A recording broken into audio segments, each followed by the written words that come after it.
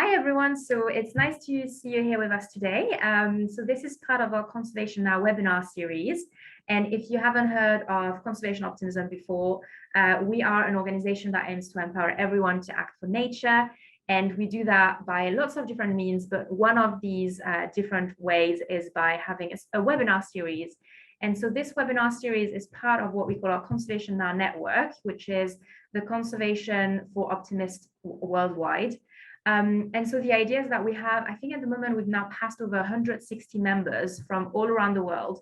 So we've got a lot of conservationists, conservation practitioners, academics that are part of this network. And so what we do is we basically put a spotlight on the awesome work that they're doing once a month by having them give a webinar about what they're doing. If you want more info about our upcoming webinars, I will put the link in the chat in a bit. But today we're super excited to have Michael with us from 9 Trees. And I am going to just pass on directly to you and you can tell us all about the great work you're doing. So here you go. The floor is all yours, Michael. Brilliant. Thank you very much, Julia. Lovely to see some smiley faces from Conservation Optimism. I was really lucky to stumble upon Conservation Optimism about 3 years ago and have been to a few lovely talks. And it's just great to be surrounded by people who are positive and want to make a positive impact and want to continue learning about many different aspects of life on Earth, and also, you know, microhabitats and mini beasts and all kinds of things. So, you know, from all over the world. So very thankful that Conservation Optimism exists. So I'm here to talk, I'll share my screen, about habitats of the UK. And basically, and about 9 Trees, which is the company that I started in 2019. And we're a not-for-profit organisation, but I'll go into that after some of this. And if anyone's got any questions, please do feel free to put them in the chat or email them over to info@9trees. I'm aware that obviously I'm more of a generalist conservationist, and my forte is woodlands and the creation of habitats. So I defer people to the specialists on each of these subjects because I'm going to whiz through a few of them. And so we've got about half an hour, and yeah, basically this is my talk. UK biodiverse habitats, what, where, when, why. Obviously we're all here because we kind of appreciate different habitats, create a mosaic throughout the UK and the world in which for our species to like flourish. And so why is it important to plant for wildlife and the environment? We'll go and discuss that a little bit. I've got a little question here for people. Is it bad to plant monoculture crops? So we'll go into that just a little bit as well. And then I'll talk about woodlands of the future, and when do we need to start planting for wildlife. So I am Michael Cunningham, the founder of 9 Trees CIC. We're a community interest company, so that means we're not for profit, and we put planet before people and profit. And we want to create positive action, and this to be like an uplifting talk and discussion, all about climate and biodiversity and when we should do something about the crisis. And that's why I created 9 Trees, so that we can do something now and not have endless discussions, which are really important. So we make sure we put the right foot forward. But I find it so necessary for my mental well-being to be doing something proactive. So I've got eco-anxiety, which is something that few people listening to this talk might also have. The anxiety basically created by the world that we're surrounded in, and how we can, you know, navigate this existential crisis. You know, like every day when you use a toothbrush, why is it a plastic one? Should I get a bamboo one? When you're driving your car, or when you get a lift with someone, or when you really want to go on holiday to do conservation efforts or just for fun. So I've taken a few flights in my time to like Guatemala, Nepal, and many other countries, and also I go snowboarding as well. So although some of it's for fun, some of it is for conservation and humanitarian efforts, so I can kind of justify that a little bit. But it was on a flight to Nepal when I decided that I really wanted to stop my flights and also do something about the flights I'd already taken and try and understand what my carbon footprint was, and then allow other people to come along with me on that journey to try and balance their carbon footprint. So as I said earlier, there are many companies and NGOs out there doing great work, and it's important that we all try and get involved or spread the word about interesting things going on. So at each of these points, there are people like the Freshwater Habitats Trust and people who look after peatlands and moorlands that if we can follow them and get involved with them in any way, shape or form, that's really helpful to the world and the world of wildlife around us. So basically, if I can start by imagining like a heaven on earth, I think that's the best way we're going to get out of this this crisis. That we are stronger together in our community garden of the globe, and that we can collaborate and meet fellow change makers and germinate the seeds of resilience. And basically, we all flourish as a fruitful collective. So we're here to learn, I'm here to learn, and try and share knowledge. And it's great to see young people, especially people who want to volunteer with us, who come in, maybe they've got a little bit of understanding, but over the course of 3 to 6 months, they gain a much better understanding of woodlands especially. And then we introduce them to people like Conservation Optimism and Wild Hub, and the learning carries on and they bring their friends with them. So basically, we're surrounded here in Conservation Optimism by amazing speakers, which will nourish and encourage and inspire the right relationship with nature. And this will we can explore our ecosystems and share practical ideas, tips and tricks how to make our footprints lighter. So I'm thankful of this. This came also from Shambhala, festival I went to recently and gave a similar talk to. And I thought I could use this to inspire all of us that are probably watching this video. So I don't know if anyone has seen the UK in 100 seconds. It's a really interesting YouTube video. Please do find and search for it. And there he walks through the UK in 100 seconds and explains how much of the UK is either wooded or got homes on it and is cropland. And it's really interesting to watch that and to share it. You kind of get a greater understanding of how much of each of these is used by humans and how little is used by our wildlife. So that's the UK in 100 seconds. Please do go and search for it. First thing I'm just going to talk about briefly is the kind of watery areas of the UK, and the coastal areas of the UK is only 17,800 kilometres in length. So we're very lucky to have a massive coastline, of which 2% are beaches and dunes, and 0.45 are estuaries, and 0.8% are salt marsh. So at each point in an animal's life, or that use this area, we have to be really careful that we don't destroy it and protect it as much as possible, so that we can have diversity of wildlife that we have got in the UK, and we can continue to see these, especially the birds that use us on their migration routes. Freshwater is 0.91%. So, if you ever walk from like source of a river to the mouth of a river, that is an amazing thing to do. And we've got some brilliant rivers in the UK, some stretching hundreds of miles through 2 or 3 different countries.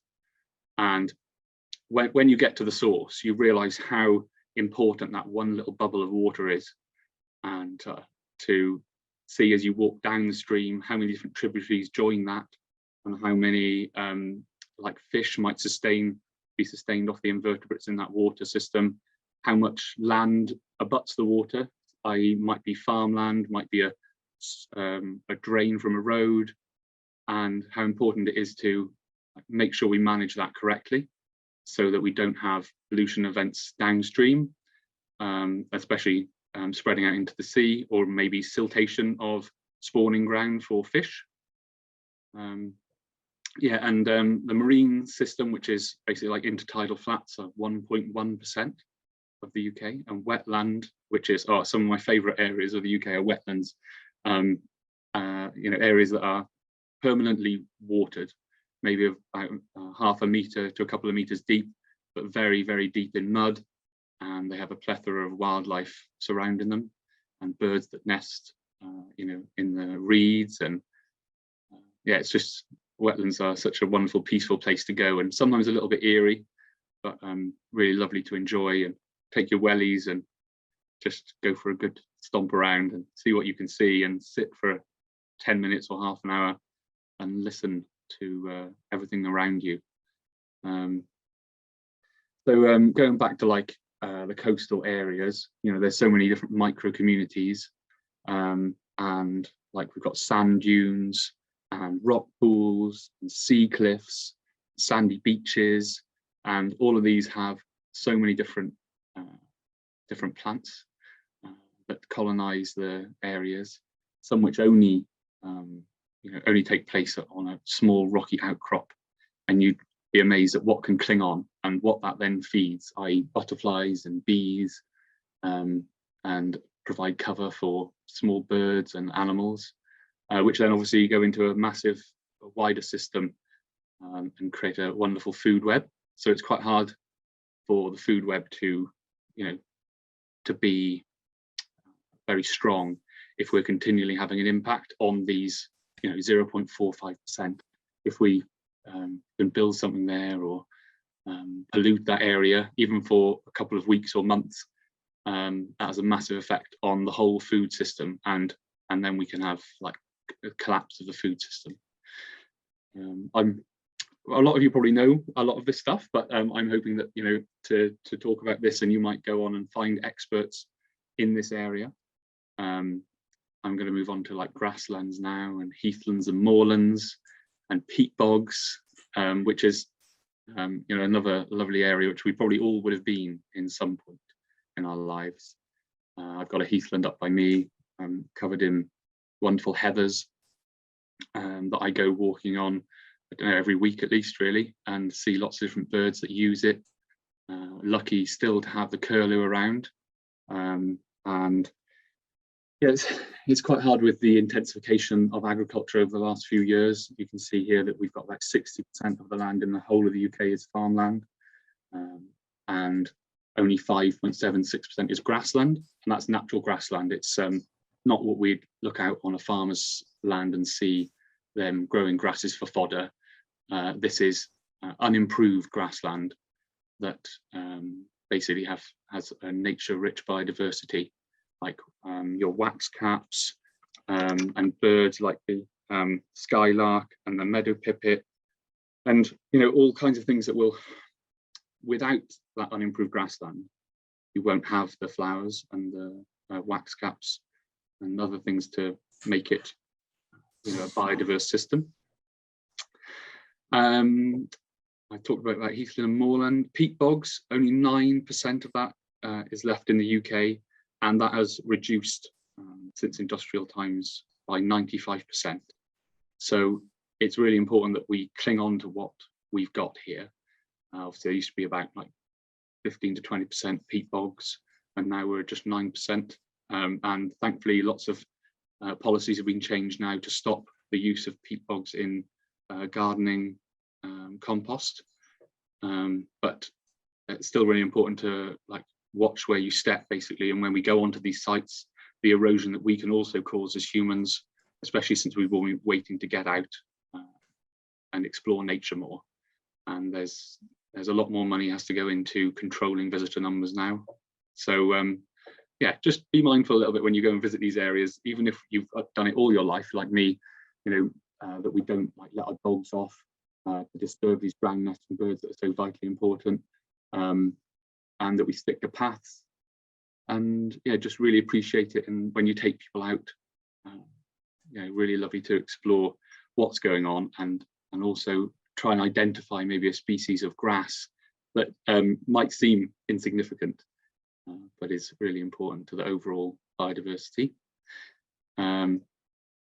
Obviously, with farmland at the moment, there's a lot of changes going on with biodiverse farming and the regenerative agriculture. So hopefully even if that agricultural land doesn't spread in percentage, it might become either more efficient or more nature friendly. So that's what I'm really hopeful of in the coming few months, so that we can have space to not just keep the nature that we've already got, but also maybe expand it into growing systems, so that we've got a wonderful, I don't know, temperate climate of the future, without also wiping out our biodiversity. So yeah, that would be a really interesting couple of years coming. Rocky habitat. I know that a lot of people would have gone climbing a mountain. You know, we've got lots of mountains around here. I'm in mid Wales at the moment, and in Snowdonia, millions of people go there every year. And I bet you they don't really think about that small little flower that's growing in the crevice, probably just wondering if there's a toilet at the top, or if they've got enough water to make it up and down the mountain, or yeah. So really good that people are getting out and visiting wildlife, but that also there's rocky habitats which are so like niche that you may not even notice as you're driving on an A road, and maybe it used to be a quarry, or maybe it's always been a rocky outcrop. Like Stanner Rocks is near me in Powys, and it's got such diversity of like endemic species, because people don't go there, you know, they don't tread on this micro habitats, and only biologists and botanists really go there to try and understand what's there. But well worth, when you're getting into conservation, you know, try and going down the food chain all the way to like the lichens. At the moment there's a shortage of lichenologists out there, so that's a really good area for people to focus on, because it can it's a really good indicator of ancient woodlands or areas that have been undisturbed for many years, and the way they interact with things, including like disease coming in. It can be a telltale sign of you know, disease on trees and what's happening with the temperature. So as the temperature rises, the lichens and many other species will move further north, and they take hundreds of years to evolve, or thousands of years to evolve, and some may have not evolved since the ice ages. So when they start to die, you can tell things might be changing. And the next thing is that towns and gardens. So yeah, 4.92% of the UK is made up of homes and gardens. And one species that really is an iconic species that I want to touch on is the hedgehog. It's reduced down from 5 million pre-1900 levels down to just 500,000. And 500,000 hedgehogs, basically they can have between 4 and 6 young, but usually only 2 will survive. And every year on our roads, 100,000 die. So if we don't allow their continued habitat and them to move in between gardens, they've got about 3-kilometre radius, like every night. So it's a long way for a little hedgehog to run and scurry and try and stay out of the way of predators and find the right food sources. So I'd plead with most people, if you live in a town or even a village, and you've got like walls, stone walls, or wooden gates and wooden lattice fencing, that you might try and cut a hole in that fence so that you can allow the passage. And if you've got a wall instead of a hole, you might create a like some steps. There's really interesting ones online if you look up for hedgehog holes and hedgehog steps. And so it allows the hedgehog to jump onto the wall and cross, and then your neighbour might also build steps to go down so that the hedgehog can get back, and create wild areas of your garden. So dead stick areas, and just allow some areas that maybe aren't mown, maybe wildflower areas, and yeah, create a really interesting area in your garden. And then you get to chat to your neighbours and bring them along with you. And there's whole hedgehog streets in the UK now. So do look at the Hedgehog Society and see if you can do something about that. Woodlands is an area that I'm really focused on. Really, I've done a lot of habitat management in my life. I've got lots of chainsaw tickets, and I've cut down a fair few trees, but I've also taken part in woodland management. and that's what I prefer to do. And now I've transitioned into creating woodlands and creating habitats of the future for other people to enjoy. At the moment, only 1.09% is mixed forest, with 1.36% being transition scrub and 2.15% of the UK being broadleaf woodlands. So 5% of the UK is coniferous forests, and this kind of touches on what I was talking about earlier, which is like monoculture crops. So a monoculture crop is an area which has just got one crop on it, and that can be trees, it can be like crops like maize or something like that, and I think that it has got its place, and we definitely need sustainable food systems, and we need sustainable woodlands.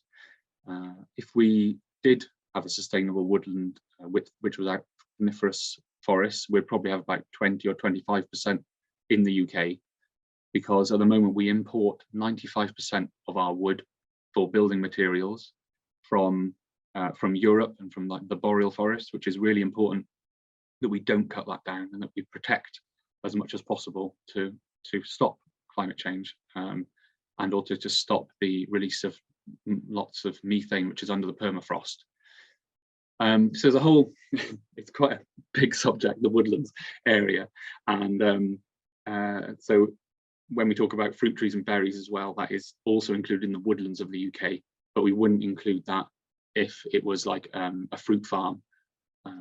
So yeah, only 12% of the UK is wooded, and it'd be great to get that up to 30%, like in Europe, and even higher if we can find the land and find the ability to all get invested in creating more habitats. And so what are woodlands good for? Obviously wildlife. There's a picture here. The top is a typical bluebell wood in the UK, and the bottom is more of a coniferous woodland with some heathers underneath it. So that could have been planted on peatland. And woodland basically limits the flow of flood waters, and is an amazing carbon storage for climate change. An ancient woodland is a woodland that is considered present since the 1600s, and include plants like the anemone, enchanter's nightshade, and wet woodlands. We plant lots of different trees on our sites, depending on the makeup of the land and the water. So a wet woodland would have willows and birches and alders, and it may be poorly drained and seasonally flooded sites. So maybe a landowner looking to stop that, like a wet area, might fill it in with soil and try and create more cropland and crop space. But it's really good to have water that is occasionally there and sometimes not, especially for some like freshwater shrimps and other like small plant species that live in those areas, which do dry out over summer and then they come wet again. And the other thing to do is to possibly think about transitioning that more into a wet woodland instead of into cropland. The Caledonian forests are up in Scotland, mainly Scots pine, birch and rowan. And yeah, it's really lovely to go into different types of forest. And as you walk around, if you don't know too much about woodlands, and this is the first time you're learning about different types, maybe you've got your wood that you usually go and walk in or run in, and it's really nice to just stop for a minute in the woodland and decide, are there a diversity of species there? Can you tell if it's a broadleaf woodland or a coniferous woodland? And then maybe try and find a different woodland. And there's some great woodlands around and great massive forest area to try and explore, and just look down at your feet and see, is it a bit wet now? Yes. And so what trees are around here, and does that matter? It's really interesting to get into woodlands and look at the canopy and hear different bird sounds that are throughout. Secondary woodland, that's so basically land that would have been cleared of trees, and it's kind of species poor compared to ancient woodland, but it could have been planted up in a mixed way. And basically they're really good ways of now trying to stop the climate crisis through creation of new woodlands and to sequester the carbon that we have put into the atmosphere. There's a few more bits of information there, but I'm conscious that we've got it's 25 minutes into a 30-minute thing, so I won't bother too much with this slide.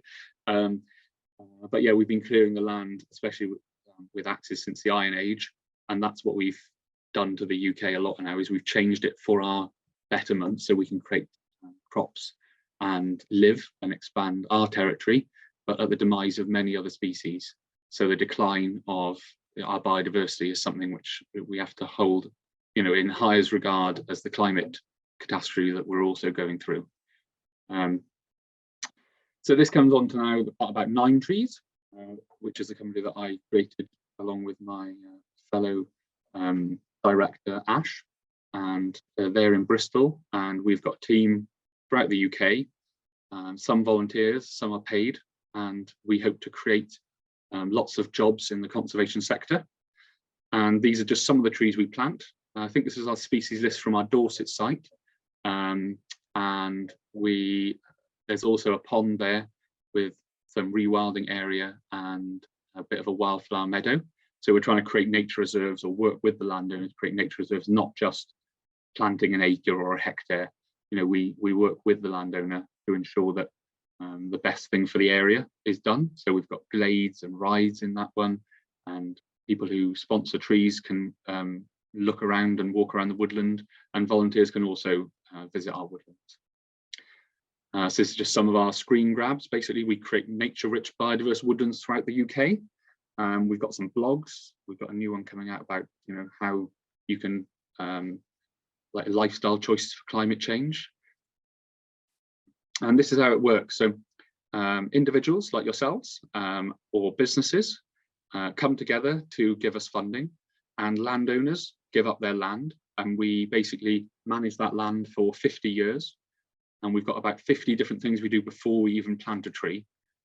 So that's, you know, we entail ecologists and admin people and funding, and there's so many things that go into it before we even set foot on land. And then we also do, as this shows at the top there, we manage it for 50 years, and people can visit it, and that helps their own mental well-being, as well as ourselves in the team. Like, that's what we're doing it for as well. It's selfishly, we also want to know we're having a good effect on the climate catastrophe. So you can buy like gift of trees for your friends or family, buy them for yourself, buy them for your dog, and also we hope to work with a lot of businesses to balance their carbon footprint, but we make sure we're working with the right people. So we do turn people away, we do turn landowners away because of the sites they might have, like flower-rich meadows already, or near peatland or near triple SI, and we do a lot of like connecting habitats. On the right here, you can see we've got about 25 landowners on a waiting list. These are the sites we already planted in 2022, and we've got another 3 coming online. And so please do check out our website on our projects page. And this is some of our team. There's Matt, he's an ecologist. That's Ash, the director. And these are some of the fencing contractor guys we use. And then there's some volunteers here doing eco matting. So we've got quite a lot of things going on within our structure that we want to create conservation jobs. So we'd prefer one conservationist who's really skilled to go and plant 500 trees, and then 80% of them live. And by the way, we do replant for the first 2 or 3 years, rather than getting like 20 volunteers to try and plant 500 trees and 80% of them die. So the volunteering, practical volunteering we do have is on eco matting, which is after the trees have been planted, a volunteer led by a team leader will go out and put cardboard around the tree and wood chip, and then that tree will have a better chance of survival for the first 5 years, so that the site doesn't get overgrown with brambles and thistles and things like that. I'm just coming to the end of my talk now. I'll have a look at the questions in a minute, but if you want to get involved, there's a few ways you can do that. We've got an event in London on the 17th and 18th. If anyone wants to come along to support us, then great. If anyone wants to come and volunteer on that event, then also great. But we've got things coming up next year. We want to go to the same festivals and add some more festivals on. And there's eco matting volunteering, and there's lots of back-end volunteering at a low level or a medium level. And also, if you're very, very skilled and you want to lend us your skills for the day, then please do get in touch. This is one of our woodlands in Wales. 3,000 trees there, kind of connecting two SSSIs. And that's us being interviewed for radio. I'll leave you with that quote from David Attenborough. Thank you very much. I think that's half an hour. Awesome. You did really well on keeping on time. I'm very impressed. Yeah, thank you. Thank you so much for the talk. It was super interesting. And I've seen that there are a few questions already in the chat. But just before we go into that, I've just put the social media links for 9trees in the chat. So if you want more info, you should now have the website, Twitter, Instagram, and I think I might be missing Facebook. I'll add that later. So I think I had seen a few questions. So people had put their questions in the chat so I can read them for you. And then if anyone else has more questions, feel free to raise your hand and then you can ask your question directly. The first question we had was from Molly. Molly asked, could you give more details about the philosophy of planet before people? Planet before profit is really straightforward, but planet before people is a bit trickier concept, especially if you see people as part of the ecosystem. So yeah, I'll let you answer that. Oh, one. Great. That's yeah, that's wonderful. When I wrote that, I thought, oh, maybe I shouldn't write this. But really, I love wildlife and I love the world that we live in, and people are part of our team, and we really appreciate that. And we need to create well-paid jobs. But if we don't have a temperate climate, we will cease to exist. Or there will be massive wars, and that's kind of to our detriment. We are part of this ecosystem. We shouldn't be overrunning it. Yeah, I even though I've been running 9trees for like 3 years, I've been very lucky to be supported by family and friends. And I've just started to pay myself, and we have utilised volunteers, and we basically go to sites and we understand that we're doing this for the future. And for our children, or if we're not going to have children, it's for the future of humanity, but also mainly for the future of the wildlife that we can see every day and that we appreciate and that brings our hearts and souls to life. So really, it's definitely above profit, and it's for the wildlife and it's for the environment that we appreciate. Yeah, and then so people, for me, do come after that. But yeah, I welcome more suggestions, and maybe we should just change that. But it's not on our website. It's just for this talk I'm giving now. Well, Molly said it made sense. I don't know if Molly, you wanted to come in. Thanks, were Molly. You unmuted? That's fine. We can move on to the next question, Molly. Well, yeah, I'm not sure who had unmuted. I couldn't see, but there was another question that was from Jack. Jack was asking, where is the wood imported from Europe grown? Yeah, so basically Europe has got a better Europe's got a better system of creating more sustainably managed woodlands, and they so it's good for us to buy wood from elsewhere, but rather than we create coniferous woodlands that might acidify the soil or create sedimentation on land that we do not have, or that we, basically the government isn't able to produce the right amount of sustainable woodlands. They've missed their targets by 10% year on year for the last 5 years. So we have to go further afield, and it could be like French timber, it could be German timber, it could be anywhere in Europe basically that the timber yards are cutting down trees and creating sustainable woodlands. But the boreal forests are more like towards Russia, and it's just really bad that we're going to cut down these like primary forests, which may have never been touched before, rather than creating sustainable woodlands either in Europe or the UK for our use. We're just going after ancient lands. Awesome, thank you. I actually have a question myself. I was wondering, so when you were talking, I thought it was really interesting how you said, that you'd rather have like one person who is like a specialist and now how to plant trees and they'll survive, rather than having lots of volunteers and lots of trees that might not survive. And I'm just curious in terms of like the skill set for people who are keen on helping planting trees, like what are the key things that people might be doing wrong that might contribute to a tree not surviving? I know nothing about tree planting, so I'm just very curious. Yeah, we are, thinking of rolling out some tree planting days, but we know that a lot has to be done after that. Right? So it would take a day for a coordinator to be there. It would take a day for a tree planter to be there as well, and officially like explain and show people how to tree plant. And then it'll take another day for that tree planter to go around and replant the trees that have been planted properly or heal them in properly. And then it'll probably take another day for them to go back and replant the next year when 80 or 50% of them have died. So that's, if you were paid £100 a day, then that would be £500 that day costs you. So for businesses, we're allowing people to like pay £50 a head to come and do that, and they might plant 10 trees each, and we'll try and explain to them really well, and that will create a sustainable system for us to be able to carry on.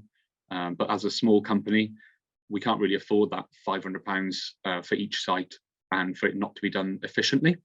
So the main problems are that running a volunteer day means you don't quite know what skill set you're getting. So we could run a volunteer day for absolute beginners, and that would be great. You've maybe never put a spade in the ground before. And then we could do like a medium one, which is for people who kind of maybe have done a bit of planting, a bit of gardening, and maybe they've planted a few trees before, and that would be nice. And then maybe we could do an intermediate or an expert one, which is that you've definitely done a lot of work before and you want to get into conservation and you're going to give it your best shot, and that you will stay until like the job is done. But if you expect to plant 500 trees in a day and then like 5 people turn up instead of 10, and you don't get that site done, then you've still got to go back and replant. So especially when you're putting in trees, some people dig a big hole, that can take like maybe a minute or 2, and then you put the tree in and you have to fill it back in. But the way we do it is more like slip planting, where you stick the spade in, you make a small gap, and you stick the small tree, which is like about 90 to 60 centimeters in height with only a few roots on it, and then you heal that in properly. Because if the air gets to that root, it will kill it, or maybe when the ground dries out too much, it will allow the wind to dry it out and kill it. And obviously, if you don't have soil compacted properly, then that tree is going to stand a good chance of dying. So then you've got to get someone to go and heal them all in. And if you've got a site of 500 trees, getting someone to check that then doesn't just take a minute to dig a big hole or 30 seconds to do a slip, and then 30 seconds to put the tree in, and a minute to put the soil around it, and then it takes another whole day for someone to go in and check all those trees. And it's quite easy to miss a tree once they're all planted, and then you've got to put the stake and the guard around it to make sure that's done properly. And if you put everything around the wrong way, you can easily debark the tree, which then means it's probably going to die. So there's so many things that can go wrong. So the best thing to do is try and get experience, get practical knowledge, and learn about things, and then maybe come to us when you think you really know what you're going to do, and maybe we could be a stopgap in between you becoming a professional tree planter. And the problems now that tree planters are having, the organizations finding that they want to do, someone comes on board to say, yeah, I'll do a season with you. That's like 4 months of tree planting season. I'm going to work every day from like 7 or 6 a.m. until 7 or 6 p.m. And they might do 2 days, and it might rain, and they might be on a steep slope, and then they leave. So even professional tree planters are finding that the next wave of kind of conservationists or tree planters aren't living up to standard. You've got to stick it out for 4 to 6 months. You've got to work in the rain. You've got to work every day, and you are paid per tree, but you're only paid per tree if you start to be good enough. So you might get maybe 50, 60 pounds a day to start with. And then if you stick it out, then you've got to plant like mad. And some of these planting regimes, up on the hills with coniferous forests, they're planting maybe 1,000 trees a day so that you can make your money. And you probably live in a caravan on site or nearby, and you work like stink, and it's a hard job. So, we want really high level people, and we want to pay them. They've done their experience and they deserve the money, and conservation deserves the right amount of money. We don't want to have a race to the bottom where everyone's just volunteering. Sorry, that was a bit too much of an answer. No, awesome. That was super fascinating. I mean, it's really interesting. I knew very little of that. I can see that we have 2 more questions. Let me scroll back. I think We had a question that said, okay, actually, they need to be in order. So let me scroll through to the first one. This one was Jack again, and he was asking, how do you make sure you are planting the right trees in the right place? For example, how might you look at a patch in a woodland and decide that spot would suit a nice birch? And then the next question that's connected is about natural rewilding and supporting the native plants and trees. How much planting trees by humans compared to other land management, example, excluding sheep, etc. And they're saying that there's some large scale projects here in Scotland. So you've kind of got two questions in one. Do you need me to You might have to remind me the second one afterwards, but I'll yeah, that's fine. We can do that. Yeah, basically, you know, we've got about 50 different processes we go through before we even plant a tree. You know, that's making sure the landowner's kind of a nice person. So we vet them by like 10 questions about their land, what they know about their land in general. We let them know what our like landowner overview is, how we work with people. And then after that, then we basically have a Zoom call and we make sure that what their land looks like with photographs and where it is on a map, so we know exactly where we're looking at. Because if we get a postcode, we could be checking out this area, and actually their area is a flower-rich meadow. So we have all that conversation first, which takes weeks to get to. And then, you know, we make sure they might be happy with a 50-year license, and you know how we might visit the site and how other people might visit the site. And then we do a desk-based survey, which is on Magic Maps, which is free to everyone to look at. So you can go on Magic Maps and put in your own postcode and find out what's around you. And that shows you all kinds of different layers. So from that, we can make kind of like an educated decision that area might be good for tree planting. So then we will decide to visit the site. It may be a kind of more general conservationist who goes, and then they might alert us if they're more like endemic species or flower-rich meadow that they think it is, and then we'll get a proper ecologist to visit. Or if we think it's, you know, like on one of our sites, we've got some white-clawed crayfish in the pond, so we'll definitely get an ecologist to go and visit, and we'll create the project plan in Wales, like Natural Resources Wales and the Wildlife Trust. So we really do a deep dive before we even visit, and then when we visit we go deeper if we need to. But most of our sites are marginal land that has been improved, and we're now changing that to be basically unimproved. So we'll work with them to get a fence erected if it needs to.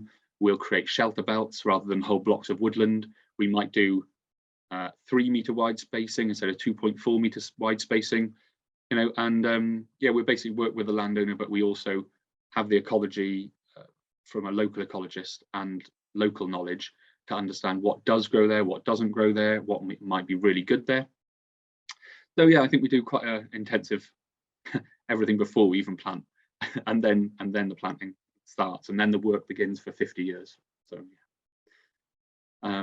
Can you repeat the second bit I missed? Sorry, Julia. Yes, I was about to say, the follow-up question was, what about natural rewilding? How much planting trees by humans compared to other land management, example, excluding sheep? And yeah, that person was saying that they've got some large scale projects here where they are in Scotland. Yeah, yeah. So I think it's wonderful rewilding.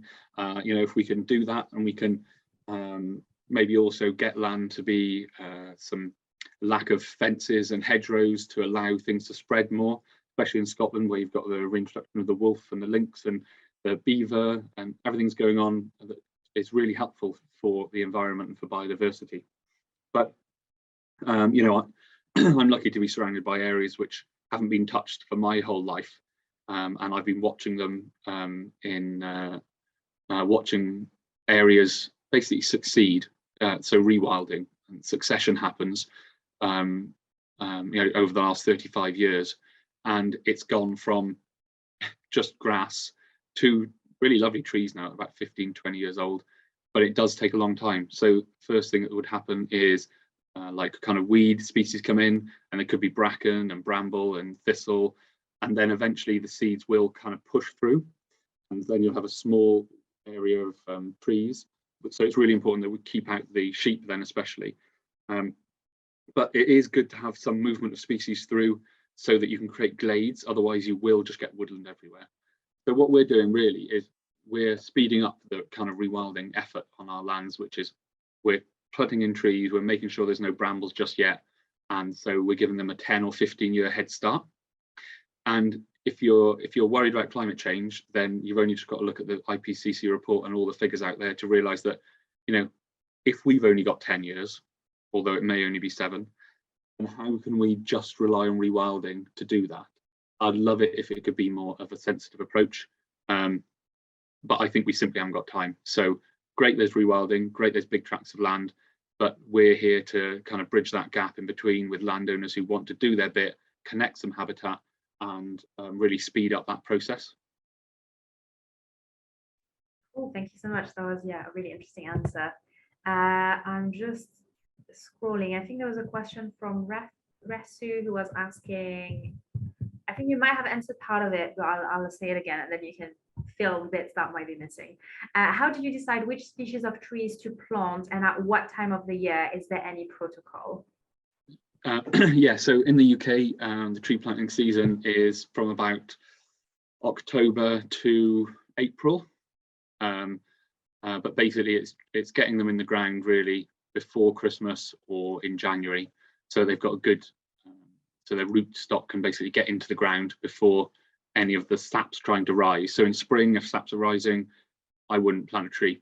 You know, you can take your time, especially if they are like maybe got from garden centres and stuff, and they've got a good amount of earth around them, and you're going to dig a big hole, and they, you know, they're already maybe 5, 10, 15 years old. But we plant trees that are young whips, they're called 60 to 90 centimeters, so they're like 2 or 3 years old, and they've already been germinated from seed. And so we go to local nurseries for that stock, and the local nurseries will produce whips that are used to be grown in that area. So like Wales is split up into about 12 different areas, and I don't know about England, but it's a lot more. And so we go for that specific tree for that specific area, which has been grown from seed from that specific county. And the way we pick is, as I mentioned before, so we do the surveys and we speak to local ecologists and local conservation bodies. So, you know, the Wildlife Trust or Environment Agency, all that kind of thing. And we make that decision. Sometimes our landowners also specify. One landowner specified they didn't want rowan, which was fine because rowan wasn't in the area anyway, but they didn't like rowan, so we didn't plant rowan.